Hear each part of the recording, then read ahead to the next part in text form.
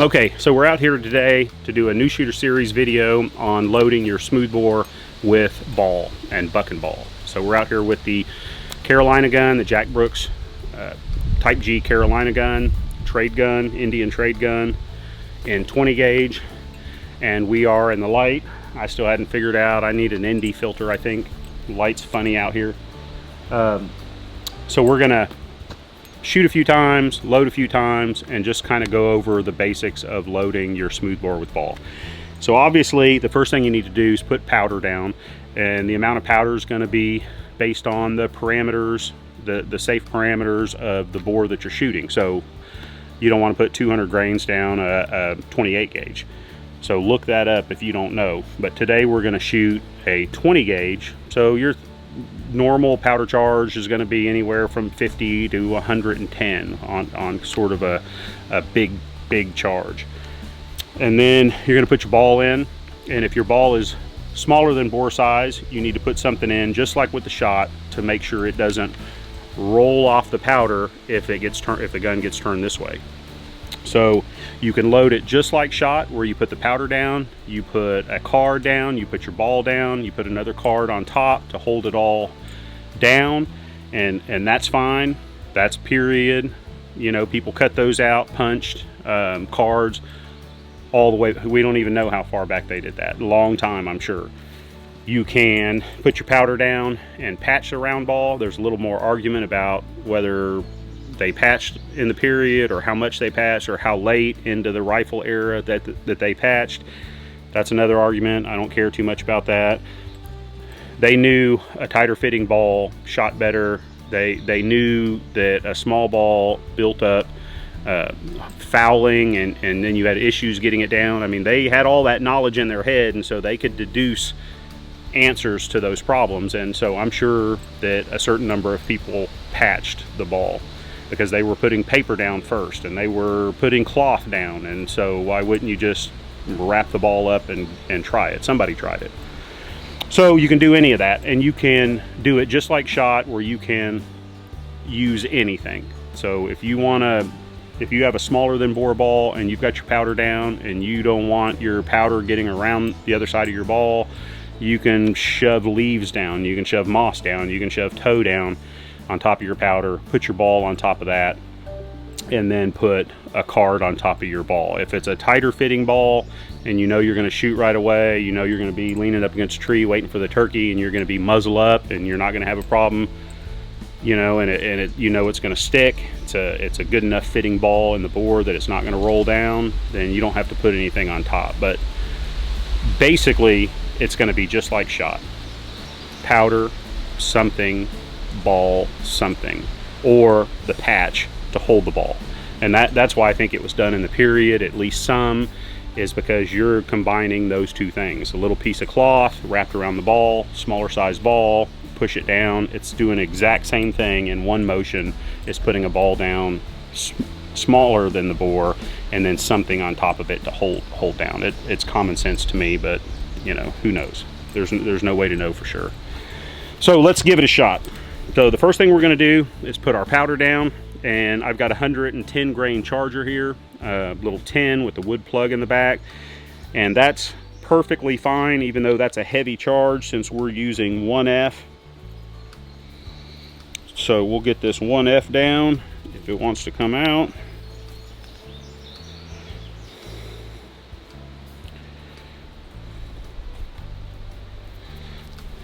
And down the bore.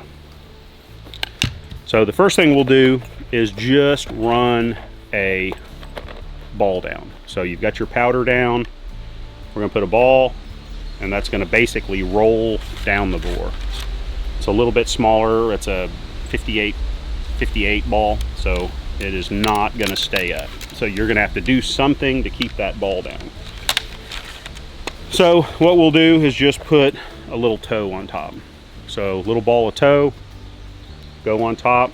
Thing you want to do more than anything, and the most important thing to know about black powder, is no air gaps between any of these layers of things that you do. So whether it's shot or ball, you want everything setting neatly on top of the other. You don't want an air gap.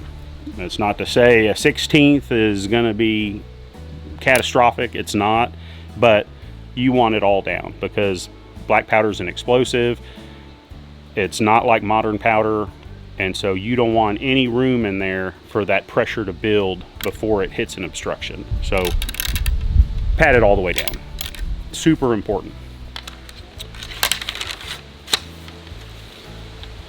And we'll go to half cock, and I'll just shoot the 1F right out of the pan, and we can see what kind of delays we get, if any, using 1F. So we'll just go shoot silhouette to start, and then we'll do a different load.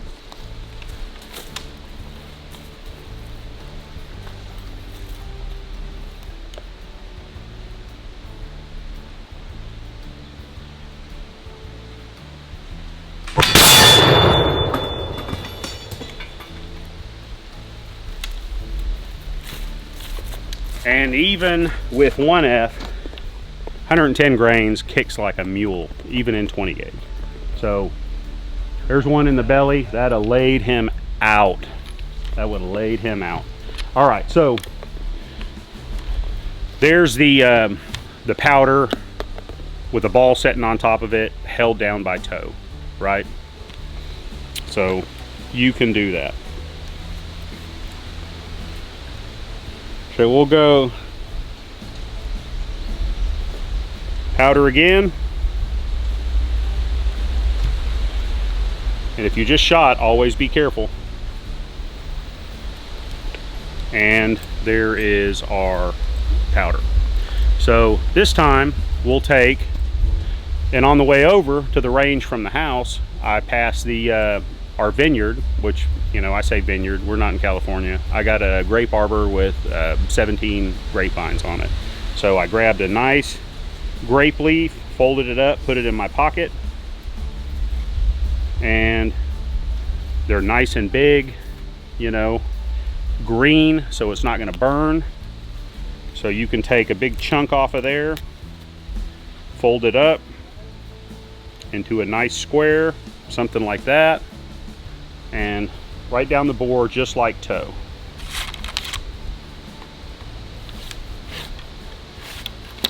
On top of the powder. And we're going to reach back in, grab a ball, down the bore with the ball, and we'll take another wad of this green grape leaf and right down. And the reason for this is so you know that your only concerns when you are loading a smoothbore and separating your powder from your shot and holding your shot down or your ball down so it doesn't roll away from the powder, doesn't matter what it is. Your consideration is it flammable? Is it going to flash out, blow out into the trees and sit there and smolder? You don't want that. So I'm not using dry leaves, a ball of dry leaves, you know, crumble up in my hand and try to use that. It's not. You're going to catch it on fire and it's going to blow out and it's going to make a mess. You'll be stomping out smoldering embers all over the place. So use something green. You know, tow untreated a lot of times will also smolder. So you got to put something on that, a burn inhibitor to keep it from smoldering as well. So cloth, put some of your patch lube on it and run it down. That's fine. So that's your major consideration, is that it doesn't blow out at the end of your barrel and burn. So we're ready to try again.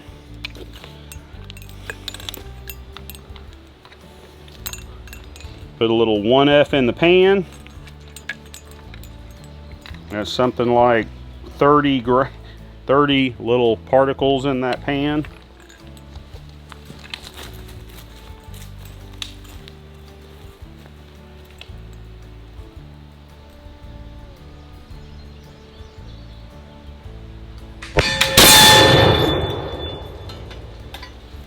And that was a hang fire. So that's the argument with using a large grain, is it's much easier to hang fire. You know, I would normally put 4F in the pan. If I'm using 3F in the gun, I use it straight out of the horn. If I'm using 2F, depending on the gun, I'll use a priming horn with 4F or null B in it. But if I'm using 1F, normally I'll use a priming horn just because you've got that susceptibility to hang fire. Doesn't always do it. Sometimes it'll fire just as fast as null B, which is talcum powder.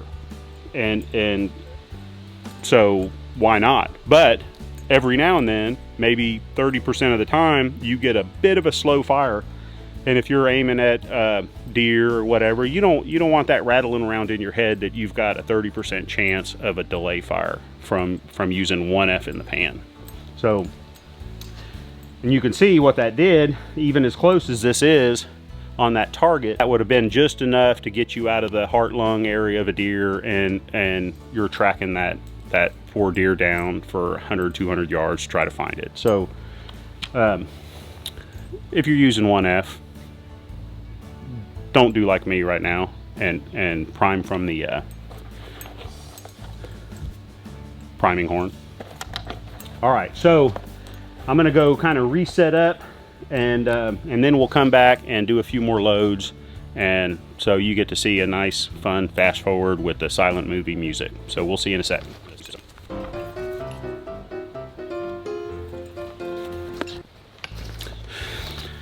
Back out here for our last shot, and just keep in mind, like I said, with a smoothbore you can do all kinds of things. I mean, you can put nuts and bolts and screws down there. You can put sand as your shot. You know, they used to back in the old days, I know around here, old boy may have inside of his door 2 shotguns inside the door, one of them loaded for bear and one of them loaded for problem dogs from the neighborhood. And that one he would load with rock salt, with rough grain like 1F salt, and he'd load that down. And if a dog came in the yard from down the road chasing his chickens or killing his chickens, he could put a load of salt in that dog's butt. It wouldn't go through the skin, it wouldn't do anything. It was like a switch, and the dog would yelp and take off running. So you can do 1,000 different things with a smoothbore, and that's a wonderful thing about a smoothbore as opposed to a rifle, is the sky's the limit. Load it how you want. Don't be crazy. I'm not telling you to, you know, load it up to here with, you know, with little screws or anything. Stay within the parameters of the weight of the projectiles and the amount of powder, but you have lots of options, and you have lots of options separating the one from the other and holding it in. But around here, 150 years ago, they used green leaves for wadding. You know, you wore your shirt till it fell apart, till there were so many holes in it, mama couldn't patch it anymore. And then you might use it for wadding for your gun, but mama would probably take the good pieces of it and use it for washcloths in the kitchen. So you likely weren't getting cloth if you were rural, poor in the country. So what'd you do? You went outside, you found a hickory tree with limbs hanging low, because hickory has big old leaves on it. You grabbed you 6 or 7 of them and shoved them in your back pocket, and you went hunting. There was no shooting at the patterning board, seeing what was 1% better than the other thing. You didn't care about that. You could get close enough. You could get close enough to get a good shot, and you shot your gun enough that you knew that you could hit what you were aiming at, and that was good enough. So like they say, minute of deer or whatever, if you can, from 50, 75 yards, if you can get a hand size or smaller, that size impact point that you know you're gonna hit with a good brace on the gun, say you're using a tree or you're sitting down using your knee, that was plenty. That was plenty good.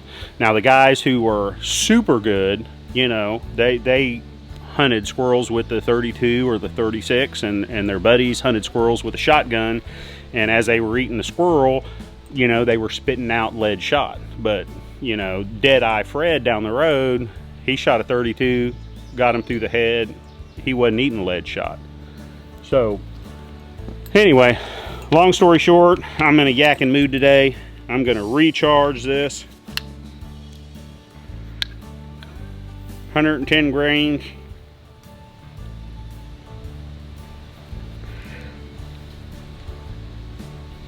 One F,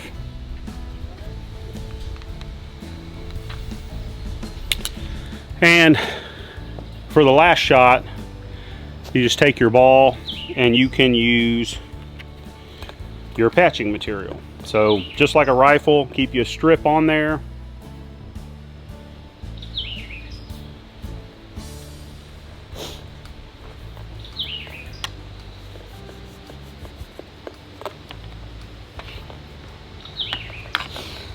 Make sure you have a thickness that you can get down.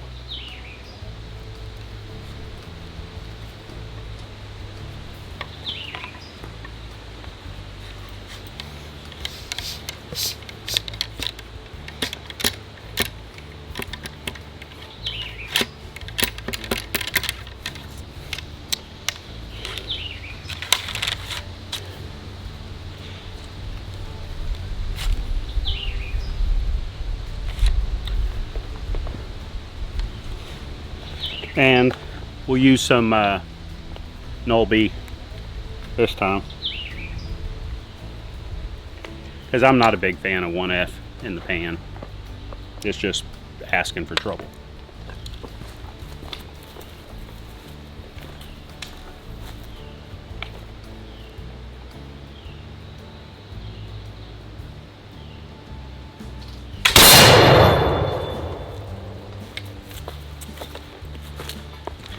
All right, so you see, there's really not a lick of difference between how you load. So load the way that you feel is safe, load the way you feel is repeatable, and load the way you feel that it's easy for you to repeat. Well, that's repeatable, isn't it? Load the way you feel is something that you can get your hands on. So if you don't want to order cards from Track of the Wolf, don't use cards. Use a t-shirt. Well, t-shirts are funny, cotton, and they can be a little bit flammable. So use some pillow ticking, use some blanket material, find some 100% wool. If you're going to use blanket or any sort of stuff that you have, you need to get a match and make sure that it singes and doesn't melt and ball up, because if it melts and balls up, it has, or drips on you, it's got some modern plastic no good stuff in there. So you don't want that. So check it and make sure it just kind of smolders and burns, and when you put it out, it's just ash on the edge, and then you know it's pure natural material, because you don't want to be melting plastic in your bore. So what we'll do for the last shot here is we'll put a little bucking ball in, and we'll shoot the patterning board and just see what it looks like. So let's give that a shot.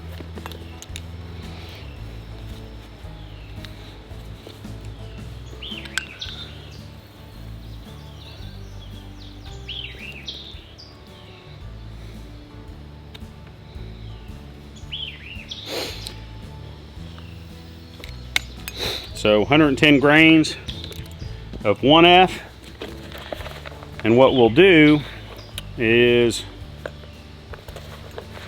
I'll get, let's see, what do I got in here? I'll put a nitro card, a nice greased nitro card down.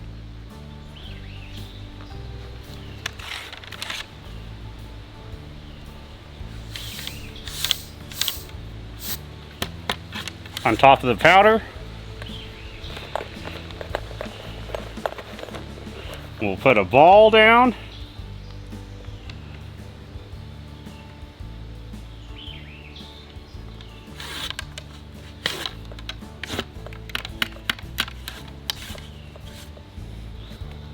And then we'll reach in here and find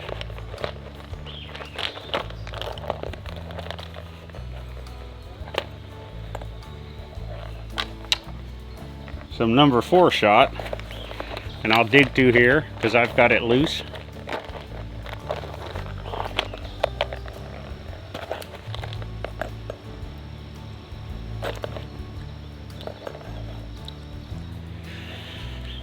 And we'll put a few number 4 shot.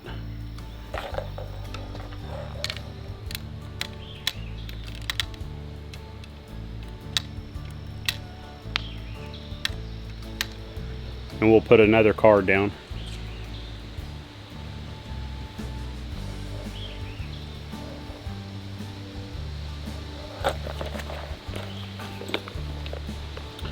And so typically a bucking ball is going to be in a cartridge, and I don't know why you would do it otherwise, but play with it.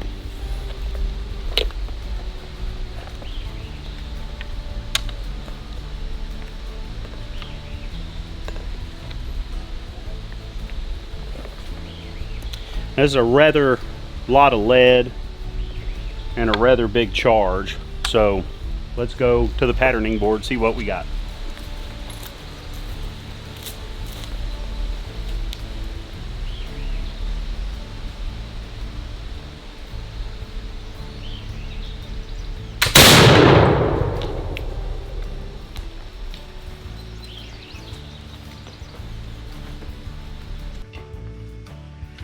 So there's our ball, and there's our buck. 1, 2, 3, 4, 5, 6, 7, 8. So you can see from 20 yards, that's hand size. So hand size pattern at 20 yards, pretty nice. You know, that's going to stop a man. You can load that load for deer, especially deer, because you know, there's nothing in here that you're really going to want except for the back strap and the tenderloins up high. So if you can put that down low around the heart and be close enough, you know, I've got a deer stand or two that most of my shots are bow range, so that may be an option for me, and really hit that deer hard. I don't do it. It's more of a playing around. It's more of an anti-personnel load, but there you go. You know, that's a pretty deadly load. That's like 5 people shooting you with a small caliber pistol at the same time somebody shoots you with a ball out of a 62 caliber smoothbore. So I mean, that's not gonna be any fun. Bad day for you. So there we go. The lesson today is you can load virtually anything in a smoothbore within reason. You know, I'm not giving you knuckleheads license to, you know, load it with concrete and let it dry on top of powder and pull the trigger. Don't do that. So within the parameters of the powder, within the parameters of the amount of lead that you're using, and that was quite a large charge of lead. That was a 61 caliber ball and 6 or 7 number 4 shots.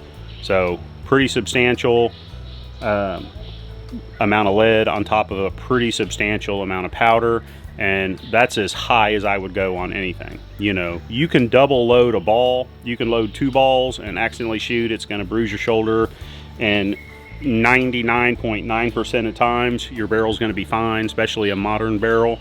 But stick within that parameters, man. You need to be 70, 80, 90, 100, 110 grains of powder. You need to be, you know, 7/8, 1 1/8, 1 1/4 ounces a shot, or your ball typically. So thanks guys, that's it for today. We'll see you next weekend. Bye.